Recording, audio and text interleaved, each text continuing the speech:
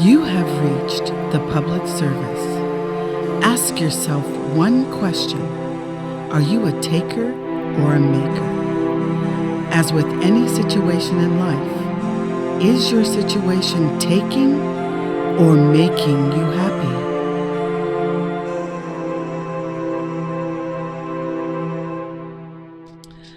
This is a public service show, and I'm Sandra. And I'm Kirk. And tonight's episode is called Night Cries of Starving Americans. And I shall turn it over to my husband, Kirk. Did you ever think, let me just kind of throw this out there, did you ever think that we would be saying en masse starving Americans? Did you ever think that you would see a telethon on television that is asking for money to feed starving American children? Yeah, the same ads that used to say, feed starving kids in Africa and in China. Now Those it's things here. say now America. That's exactly How right. far we have fallen, supposedly in the richest country on the planet. Rich for some, Poor for but the rest of us. For 98% of us. That's right. So, when you're saying when these stupid, just stupid talking heads get on television and talk about how we're the richest country in the nation, they are literally only referring to a very tiny fraction of the people. So, having said that, food security in America, 2026. It's insecurity, but that's okay. Oh, insecurity. It's well, okay. I kind of was going to go food security in America or the lack thereof. Good idea. And it's rampant. It's impacting everybody. Working families, veterans, seniors. It's in every city, every state. It's very common in, rural America. Very common in the poorest sections of the city. Everybody's got them in the city. The other side of the tracks. They've been saying that for generations. My whole lifetime. Yep. And we got some numbers here from the USDA, which if you can take this with a grain of salt, because everything under Donald Trump's thumb gets lied about. So, and when I say lied about, they always spin it far more positive than it actually is. But we got a report in 2024, actually, released in December 30 of 2025. They basically stated that, well, first of all, the survey is going away. So at some point, we won't even know who is starving to death because we won't be tracking that. Yet again, more money saved so it can go into Donald Trump's back pocket. Basically, it said that 13.7% of all U.S. households were food insecure at some point during 2024. My guesstimation is I'll bet you that number is more like 53.7%. 13.7 doesn't sound right. That's right. And that was in 2024. Basically, I can definitely tell you that 13.7% is inaccurate if it translates to 47.9 million Americans. Considering there are only 350 million Americans, that definitely makes it closer to 20%, 25%. But of course, factoring in the lies. They just don't have access to enough food. 1 in 7 households confronting food. And another item, I'm not sure, it might be in here somewhere. We got a pretty decent sized show about food deserts and things of that nature. But it's a daily reality. And, it's a situation that's been constant battle for years and years. But now in the last 2-3 years, the numbers are off the chart. I have to agree. People are starving to death. People are they're eating one meal a day, if that. You can tell if you, excuse me, is it okay? Yes, or no. When you go to the grocery store now, my observation, I observe everything. It used to be that people would have baskets full. Now you rarely see people with baskets full. They're either a third of what you used to see people purchase. So keep your eyes open and our food bill alone, going back 5 to 7 years, we went from an average, we're the conventional family, from $300 a month to $600 plus a month, just to feed a family of 4, we'll say. So that's double plus what we used to pay. So I don't know how anybody can afford that. But on another note, the veterans have been kicked off of healthcare rolls, and I don't know if their housing rolls or if their retirements have been cut, but they're hit the hardest because they have mental health issues and things, and if there's no support there to help them get housing and food, they're going to starve the most, and they are. They fall into the statistic of being hungry. Which is par for the course. It makes sense because Donald Trump and his entire administration, there's not a veteran on the planet that they dislike. Exactly. That they don't dislike. I mean, they hate veterans. They all think we're suckers and losers. They think that all the money they made and all the freedoms that they enjoy so that they can turn around and destroy our country. They don't understand that all the veterans that came before them are what's making it possible for them to destroy our country. So, correct. What makes this picture urgent is that the bill, H.R. 1, referred to by its supporters as the big, beautiful bill, the deepest cuts went into supplemental nutrition programs called SNAP. The program's history had expanded requirements restricting eligibility for legal non-citizens and shifting significant new costs to states. Blue states might have a surplus so that they can support the people that are falling off the SNAP rolls, but I'll guarantee you the red states don't. So within months, 3.5 million, and mostly children, are starving. The steepest decline in 3 decades. Now think about that. 30 years of having no food problems, or some, to having the most significant food insecurity in 30 years in the United States. Wait, so food banks. We're doing this to ourselves. No, I didn't write this bill. I mean, the government. I don't know if they're our government because they're working against us. Good point. Because it's our money. Now, when they start working for us, then I will call them our government. So, the food pantries have seen an increase of 25% since 2023. I don't think we're going to be able to satiate the billionaires because, as it stands, the gas companies, I'm talking ExxonMobil and all those guys, have increased their profits by 25% just within the last year. Now, the tariffs, which are part of the problem, are costing us somewhere between 10 to 60% depending on what products you're buying. So beef, milk, your staples, butter, all of that has gone up exponentially because of the tariffs.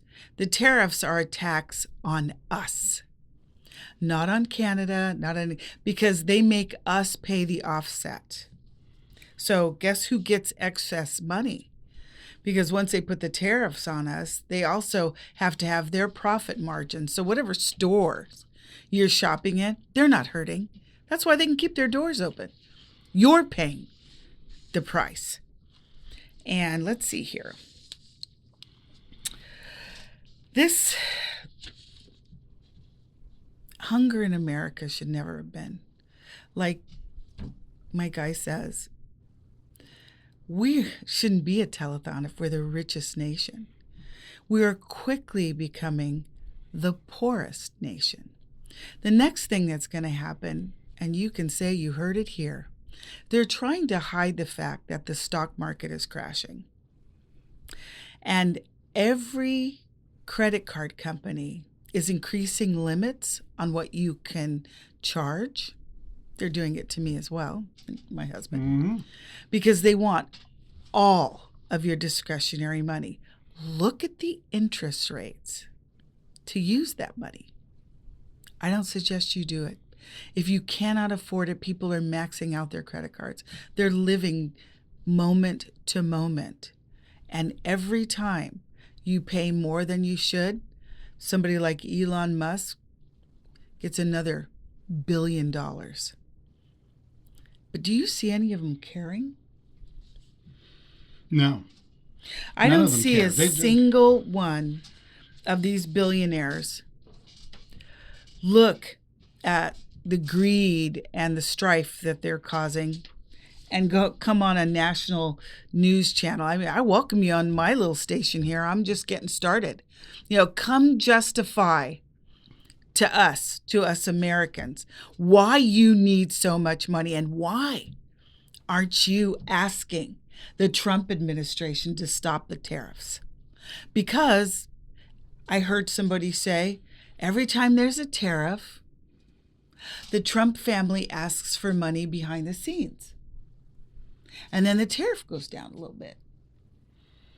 I heard that on another news channel, that every time they put a tariff, it's a blackmail. Give us money or else. Didn't you hear that? Yeah. I did. Yeah, I've heard that a few times. Yeah. That makes sense, because I don't see why we should tariff people. Personally, I don't understand why. It might not be true, but if it is, that's even worse. I'm not sure why the states don't just say, you know what, we're going to eliminate or reduce the amount of taxes sent to the federal government. Right. I mean, let's just talk brass tacks here. This, coupled with all the other things that they're wiping out and screwing up, you don't need this tax money. You're getting rid of all. They've gotten rid of hundreds of billions of dollars in stuff, and why are we still sending them the same amount of money? Believe me, we don't. Defense? Yeah, no. Screw the defense. I don't want to hear that. That's not the answer I need to hear. That's not the answer I'm going to hear. That's not the answer I accept. I don't care. And what are they going to defend? Nothing but a husk, a shell. They're certainly not going to defend the rich, because the rich don't care about the military. All the rich care about the military is killing people and blowing up bombs and stuff so they can make money in selling more munitions, more bullets, more guns, more bombs, more gunpowder, whatever you want to call it. Well, I think a lot of that, the rich care because they want their assets protected. Yeah, they don't care about the loss of life of American people that have supported them. That's the most interesting thing. They wouldn't have the money if we didn't buy their goods and services. Yep. So they don't care. They're like, we don't care. They got so big buying up all the smaller companies, right? So we have very little options when it comes to shopping around. And that's why it used to be before the 80s that you couldn't become large conglomerates, because they already foretold that this would happen, that companies would get so big that you had no option but to pay what they wanted you to pay. Otherwise, you don't have the service. And that's what we're dealing with. That's why everything is so expensive. That's why a lot of people can't afford. I mean, look at your television. I mean, you got to have 15 different streaming services, and each one has their own little special show that you want to see, right? So before, when you had like one streaming service, you could get a lot of these shows encompassed in it, right? Yep. But now all these little places go, well, we want to be billionaires too. So they all branched out. And now we got up to $200 our streaming service one time. I'm not going to use their name, but Comcast. Anyway, it's like it got really expensive. I'm like, well, how did this go? I mean, it starts off at like something reasonable, like $79 a month. That's just an estimate about what would start it. And then within 5 years, you're paying $200 plus a month. Maybe we just need not any streaming services. Maybe that's the answer, is Americans need to reduce. I mean, let's face it. The reason why a lot of this, well, not the food component, but it all ties together. It does. In one big bow is we consume. And maybe it's time we stop consuming. Now, obviously, we can't stop eating and we can't stop drinking water, but do we have to have streaming services? Do we have to have television? Do we have to have a couple of these things? I mean, some of the things are going to have to go to put these big people out of business before we're ever going to get back. Or laws have to change. Something's got to give. But okay, that took us way off the... I did this with the streaming services, but I want to come back to what he says about food insecurity, right? Maintenance on cars, gas, and things like that. And now, it didn't used to be that people traveled that far to work, but now because of greed, and I mean greed, the rents are so high that you cannot live in certain areas. Yeah. It's impossible, no matter what state you're in. Certain areas are off the mark because I hear people in other states going, a 2-bedroom place or 1-bedroom place is $2,000. Who makes that kind of money? They think the masses are going to take every dime that they have and put it in rent and then starve. I'm like, okay, let's use that scenario. I'm making $2,100 a month. So how long am I going to stay alive if I don't have food? So that was a 1-month rental. And I don't mean that to be funny, because there are people out there that are dying for the lack of medication and food. Yeah. So meanwhile, your grocery store doesn't care. They're not offering any specials on food. They're not even giving any away that's about to go bad. I mean, I'm looking for humanity, and I haven't been able to find it. And just, I guess 2 billionaires is all I've seen. But they can't support the entire infrastructure of the world. We need to knock on the doors of the rest of them. And if they don't want to open the doors, we're going to have to push them open.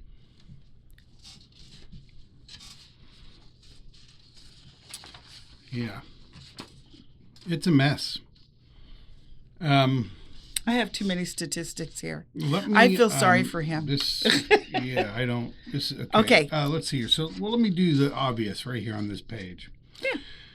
Yeah. 2021, food insecurity rate, 10.2%.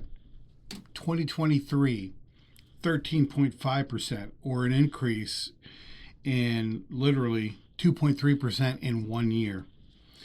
2024 went up to, where is it? It went down. 2024 went up to 47.9 million living insecure.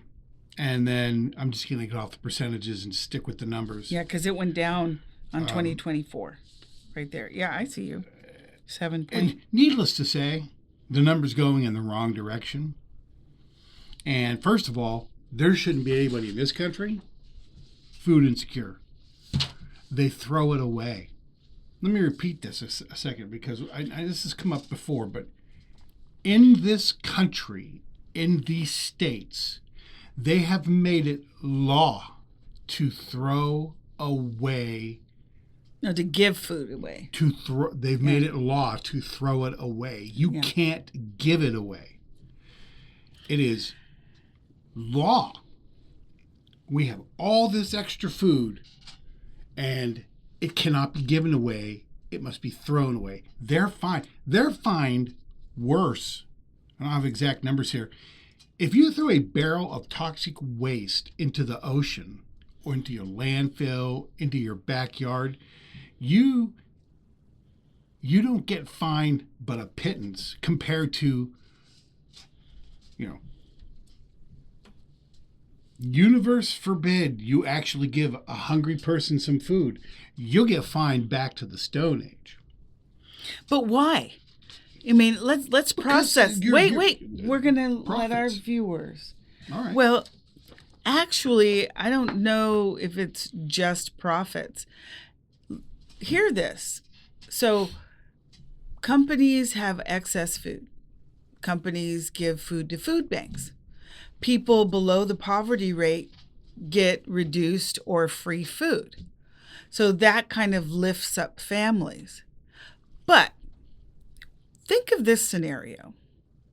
Since you're not allowed to give food away, people are desperate, so they tend to stay in jobs that aren't good for them.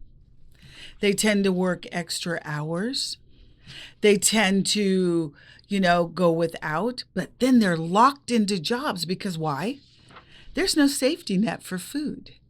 None. That's just my opinion. But that's what it looks like to me.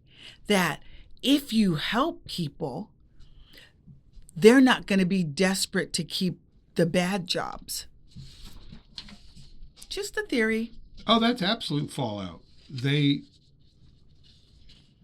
And when I say give away food, what I mean by that is when there's excessive crops, farmers, it is illegal to give the food away. They have to sell it or destroy it.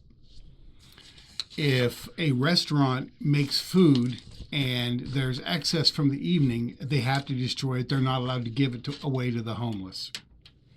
These are the laws I'm talking about. And why is that? Well, because we make so much extra that if they're to give away the extra, people wouldn't pay for the food that is being put together, produced, whatever you want to call it, because they've gone ahead and gotten all this extra from all these different places. And what does that result in? We talk about it all the time as we but wander I don't around. know. Instead of letting fields rest and regenerate the earth, they feel like they've got to constantly plant. They generate all this excess of food that they end up throwing away instead of growing what is needed, affordable, easy There's access. no incentive there because 99% of these farmers are all on welfare. Yeah, corporate. I don't know if you know this or not, but that's why you see those massive homes and stuff. They don't have to come up with the seeds. We pay for those. They don't have to pay for the machinery that does it. We pay for that. They don't have to pay for harvesting. We do that. They don't have to pay for fertilizer. We do that. So basically, we pay for everything. And guess what? They get to keep all of the profits. And so the one deal is don't feed starving Americans. Just keep processing this over and over and over again. Mm-hmm. So when the farmer's telling you he's struggling and you watch him drive back to his mansion that's hidden in the back, yeah, he's not starving. We live in an area, and there's a lot of rural out here. These farmers here, where we live, loaded. They are big time loaded. I mean, we're talking houses with maybe 10 to 15 bedrooms, 3-story, 2-story. I mean, I thought being a farmer was struggling. I'd like to struggle like that. How about you? Yeah. I had no idea, none, until I believe it was 3 or 4 years ago. when you told me that farmers were all on welfare, I was blown away. I advocated for farming. Then you do your deep dive and you find out that these people contribute nothing. Everything we pay for. Everything. I mean, from the seed to the shelf. We Americans pay for that. Subsidize. And we subsidize from seed to shelf.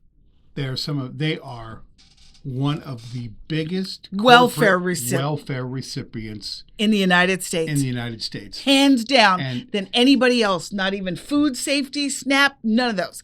They beat it by billions of dollars. No mistake. I mean, farming's hard. And nobody said it wasn't hard work. And I appreciate the hard work. But what I don't appreciate is listening to a group of people. First of all, a group of people that are traditionally, yet again, a group of morons that vote. I take that back. A group of individuals there you go. That vote for a party that is against entirely their own best interests and support an individual that has now effectively hung them out to dry. Well, boo-hoo. You've been getting away with this stuff since the Reagan era. And now, with the current administration throwing what little bit of assistance to the actual American people versus corporations is thrown into the trash. Yeah, but creek meet paddle. Here we go. Let's just blame Democrats and Republicans for this one, because neither one of them stopped the from floating to farmers. Neither party did. So this administration needed to enrich the billionaires. So this is the first time farmers have endured no welfare. And it is not by Democrats. It is the big, beautiful bill, because they want to make sure billionaires have money, and you should be out there struggling. Somehow, all the safety nets for everyone have been cut off. And that includes you. You guys went into this being conservative. How conservative are you now? I mean, you better tighten your belt like the rest of us. The rest of us, our food bills have gone up. Double our food bill has gone up. Power bill. I can't even tell you how much our power bill is, right? It's just on and on and on, while you guys are sitting in the catbird seat, having everything paid for, not struggling, not understanding what it's like not to have a safety net. Meanwhile, there's telethons to feed children in America. But you, people who are conservative, voted to cut SNAP and all these other things that help working mothers with single children. Let me say that again. Most of the people that are on food insecure are working class mothers with children that you want to take birth control away so they'll have more they can't afford. Meanwhile, you get to sit on the welfare rolls going cha-ching, cha-ching, cha-ching. I'm not giving one single corn on the cob away to feed anyone other than myself and my profits. Probably a bad crop to use, because even the birds won't eat the corn on the cob. But Jimbo! You get the point what she's saying. Yeah. Yeah, the farmers have finally, I'm glad. Joined. Welcome. The rest of us. Welcome to. Down at the bottom of the barrel. Welcome to Minority America is what I call it. Because we were just listening to the news. I certainly will. Bring that up. For decades, as I was growing up, I would have to say since the 80s, right? When they wanted to disenfranchise African Americans and all this other stuff, and they brought in a lot of Hispanics to undermine them. I told everybody, I'm like, you better watch this. They're practicing on us for what they're going to do to you later. I told him during the first Trump administration, I said, I think that a lot of people don't understand what's really happening. This isn't racism. This is classism. Bingo. It is the rich that are forcing people into working jobs just enough, just enough to keep them from being homeless, although they went too far, because the majority of people are starting to become homeless. A lot of people are becoming homeless. Their greed went too far. So I told Kirk, when things were happening, people's necks were getting stand on. And I mean, that was a big one because we had cameras and things. And I said, this is just the beginning of what I foresaw as making America like a third world country where nobody has anything except for the elitists. Everybody's struggling and everybody's starving. And we have to do one of two things. We have to legislate this so it stops. Consumer protection laws, like I told you when we started this show. Fairness for females and males. If I ever see that in my lifetime, I will stand up and applaud for a long time. Wages that are comparable with the cost of living. I'll say that again. If a loaf of bread is $5 and you're only making $7.35, you can't afford the bread. So the wages have to go up or the prices have to come down. Something has to give here. And it's us. And I told Kirk, I said, the majority of the people only see this as a minority problem. Because that's how it was presented. We're going to minorities, blah, blah, blah, blah, blah. Meanwhile, your prices were going up too. Meanwhile, your freedoms were taken too. That's what you didn't expect. You didn't expect to become one of us. Because according to the biggest scheme in the Trump administration right now, a woman minority is the lowest on the rung. I'm supposed to be home. I'm supposed to shut up. I'm not supposed to vote. And then, as I'm starving and have no opinion, I'm supposed to believe in his God. Did I cover that? You did. I'm going to say this succinctly. Black people have been telling us for a very long time that you idiots better get your heads out of your backsides because they're practicing on us and they're going to drop the hammer on you. And guess what? The hammer came down. Now, if you're a poor person, there is no more color. You're a poor person, you're a nobody. That's right. And then they're tired. We're tired of screaming on the podiums going, hey, you guys watch out. Those laws that they used against us, they just turned them around against you. Yeah. And we kept saying, your country is defined by how you treat the weakest of us. We were, but we got law degrees and stuff and we put things in place. Now, this administration just loaded the Supreme Court with criminals. And so a lot of those safety nets have been cut from underneath us. And those safety nets, even though they had black and brown on them, protected white people too. And that's what you people didn't see. We were protecting all of us working class, minority, women, trans, gay, whatever you are. There was codicils in there for all of us. And you poo-pooed them because you only saw a segment of the population you thought was going to be affected, when now we all are. And that was the insight we were trying to give to you. And we have fought this fight, this civil rights fight. Forever. And that's what you're doing. They're taking your civil rights away. We fought it for years. Now we're sitting back waiting for the rest of you to stand up and go, okay, they started this fight, we're going to finish it. We can't do it all. You have to stand up for all of us, like we stood up for all of you. Right? Well, the black stand people I'm listening up for all. They're tired of standing up for you. They're tired. They did their job. Get off your dead backsides and fend for yourself.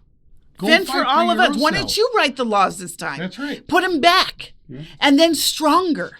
That's what I want. Back, get up and say, oops. Okay, they were warning us over and over now here's the day. But so there's one thing that I want to make sure that they grasp. You have to grasp this.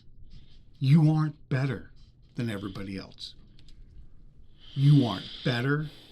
The color of your skin doesn't make you better, doesn't make you smarter, faster, stronger. It doesn't make you anything other than, guess what? Your color's white. Someone else's color is brown. Someone else's color is in between. Yeah. And that is literally the only difference. I mean, for crying out loud, people have dogs of all different colors. We have foods of all different colors. All of these different things. And none of that matters to anybody except for this. Well, you better get it through your thick brains that this does not matter. And we all end up in. Can you go through you've said a this cemetery? Before. I've said this multiple times, and you can't tell unless you know the names whose color it is. Not even. And that's the thing. That's the thing we want to drum into people's heads. Understand that you bleed, cry, need just like everybody else.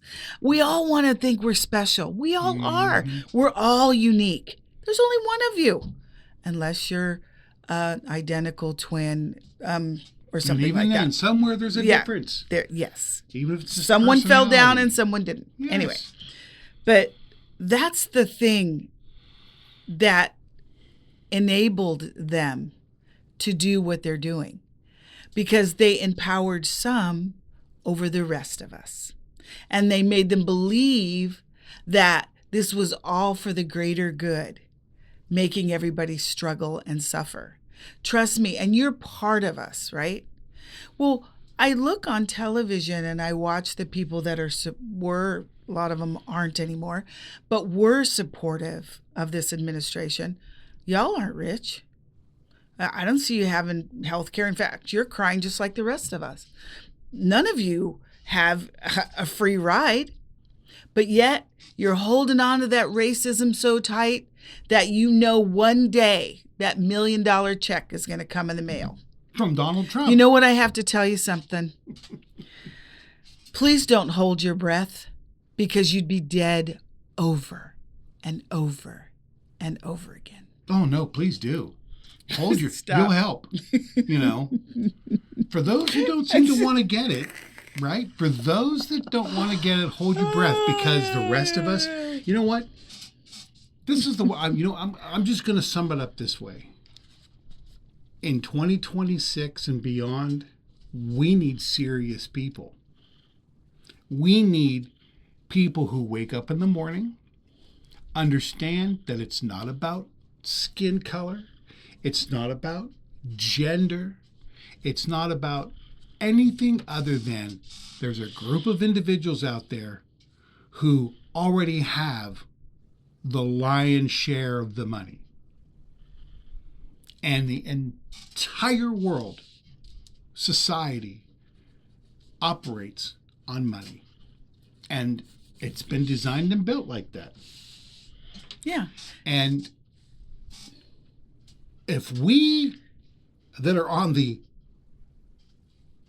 poor side of the scale don't figure this out very quickly, become colorblind, that's a segue to something. We're not going to survive.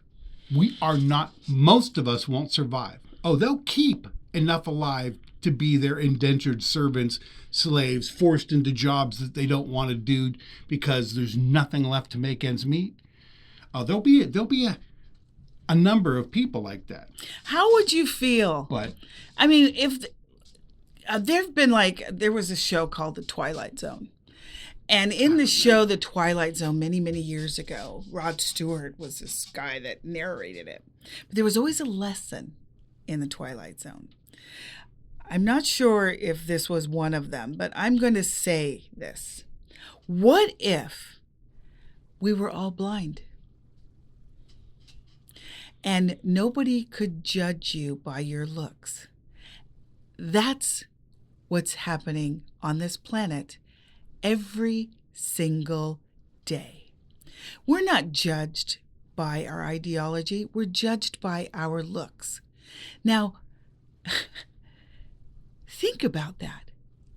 If we couldn't see, we wouldn't be judging each other by that. We judge each other by our intelligence or lack thereof. Our actions. That's where I want to go.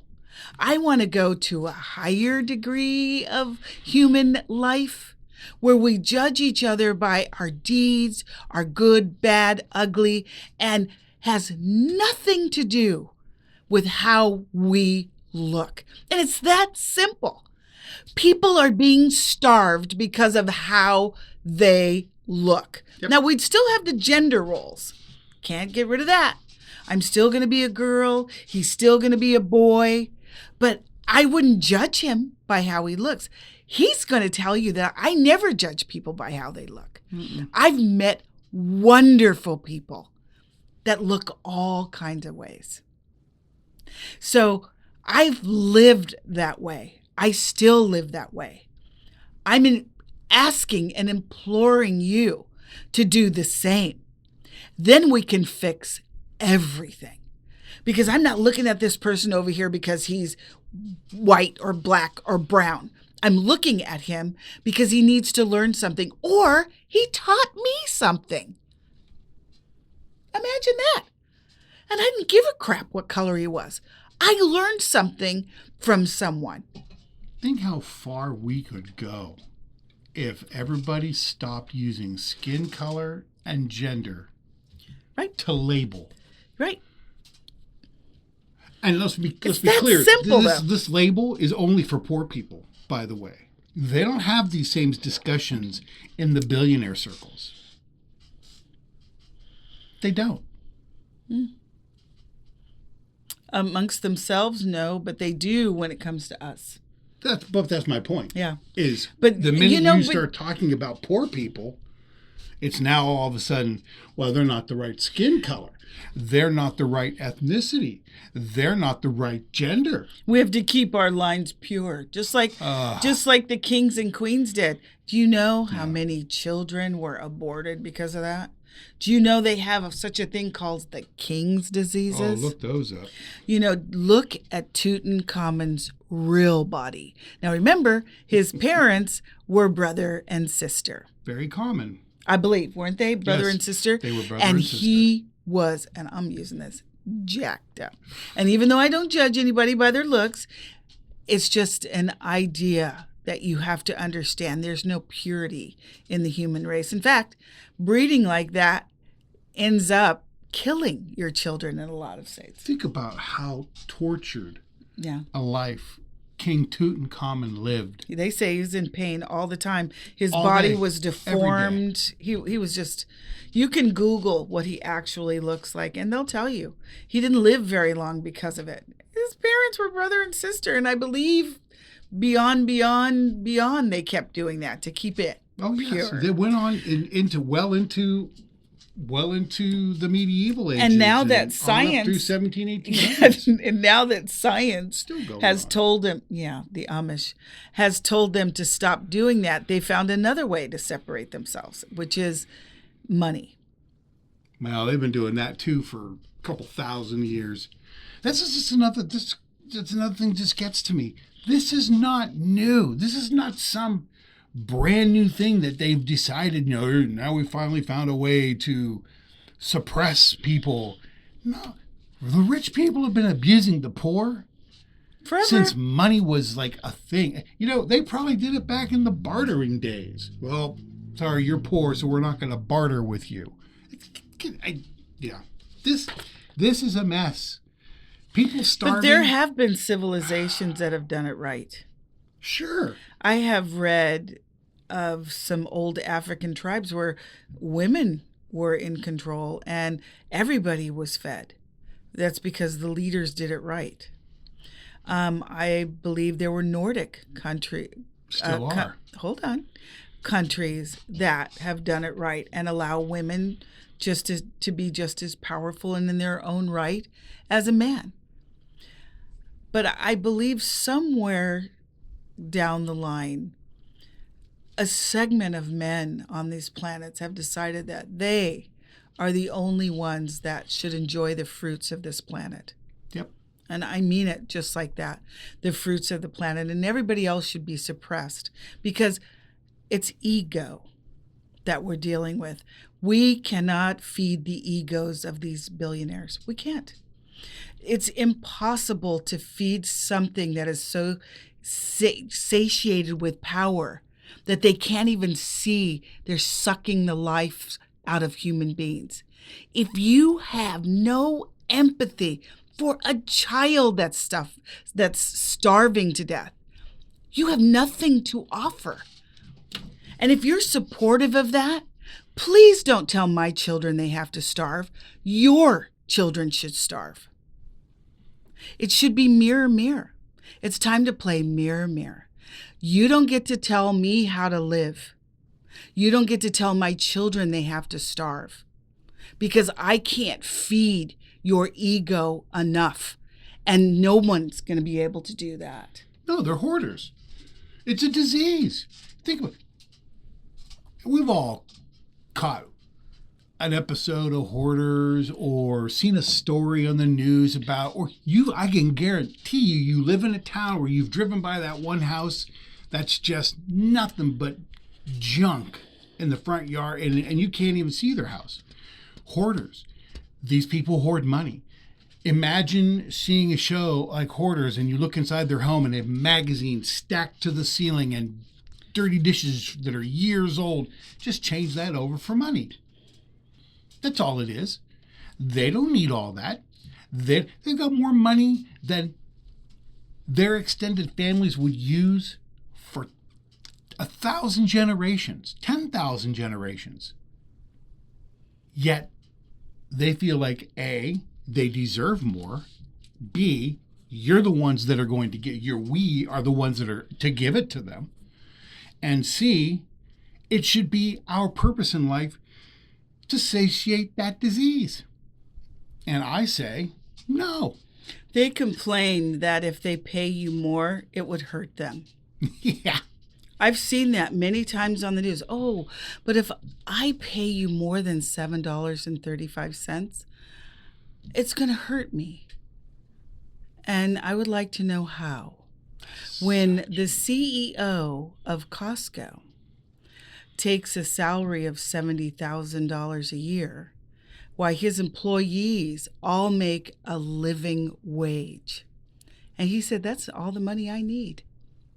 Now, how can a CEO of such a large, prosperous company afford to do that when, oh my God, these billionaires say, if I pay you $1 more, it's going to hurt me.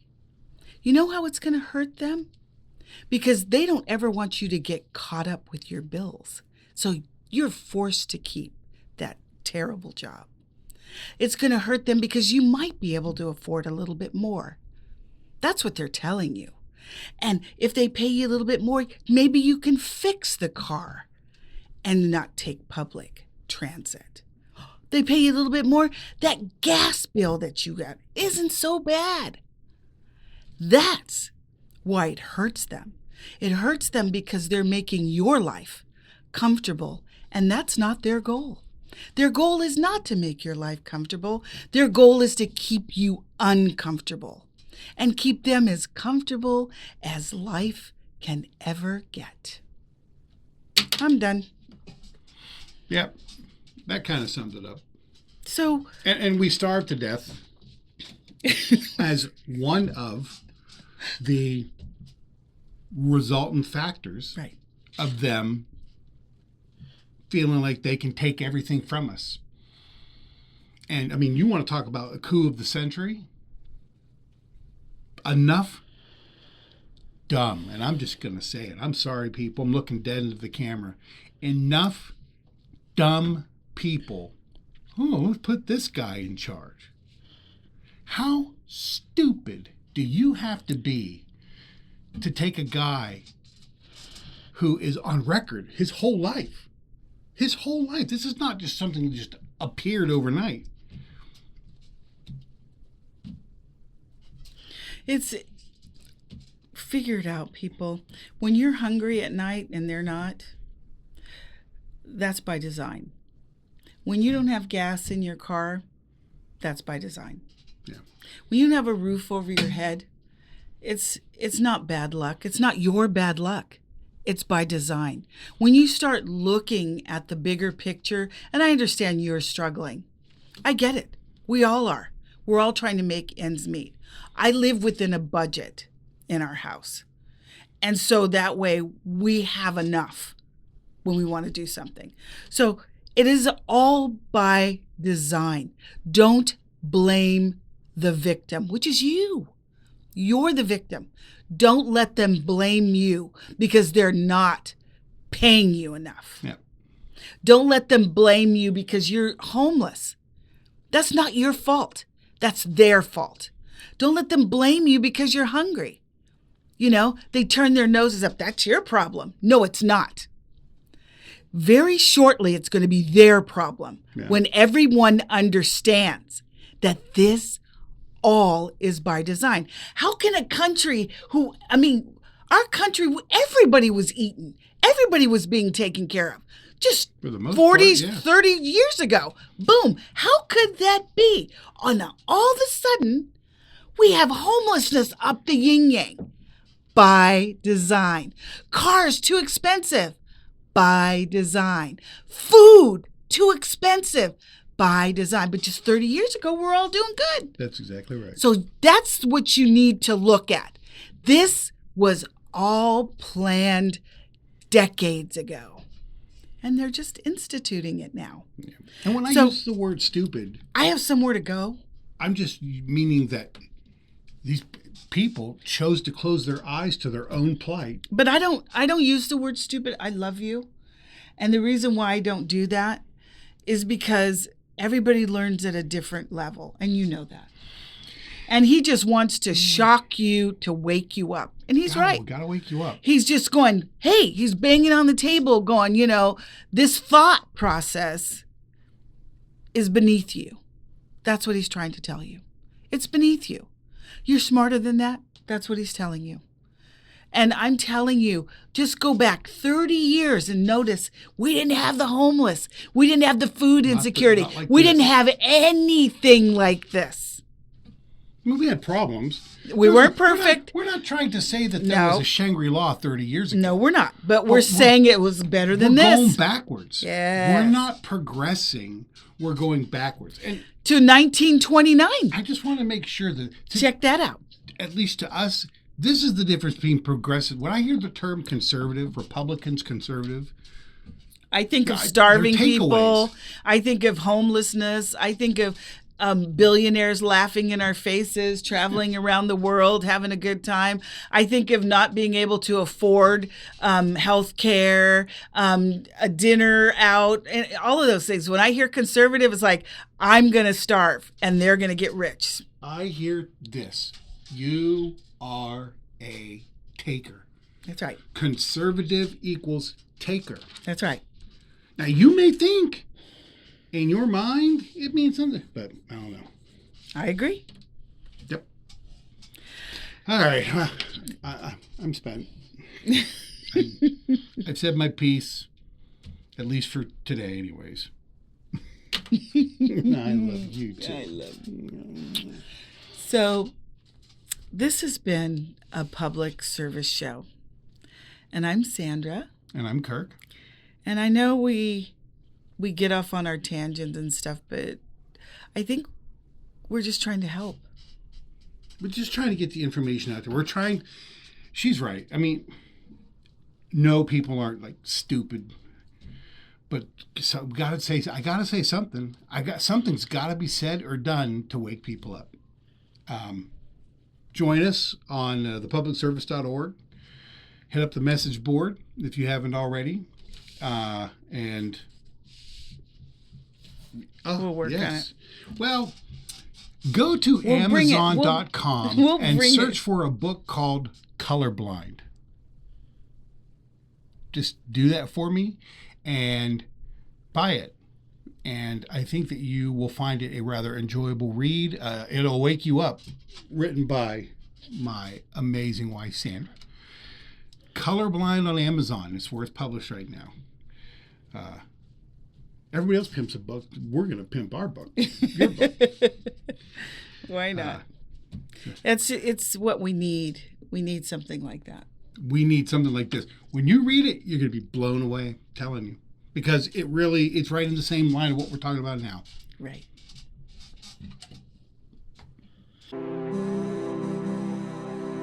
You have been watching a public service show.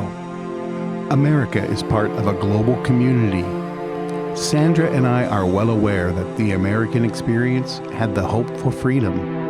America isn't perfect by any means, and we are currently having our freedoms tested. Here at the Public Service Show, we're going to look at how and why we're at this point in America.